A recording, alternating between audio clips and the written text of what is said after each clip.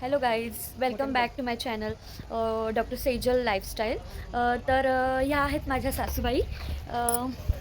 हाय mummy, हाय करा सगळ्यांना. हाय हाय हाय हाय. आता आम्ही चाललो आहे सांगलीच्या गणपती मंदिरामध्ये. तर आहो आता येतीलच, तर आपण चला जाऊ. गणपती मंदिराच्या बाहेर येताच आजूबाजूचं वातावरण प्रसन्न वाटलं. मंदिराबाहेर नारळ, फुले, ओटीच्या सामानाची दुकाने आहेत. मंदिराची स्थापना 1814 पहिले चिंतामणराव पटवर्धन यांनी केली. आमचं छान दर्शन झालं.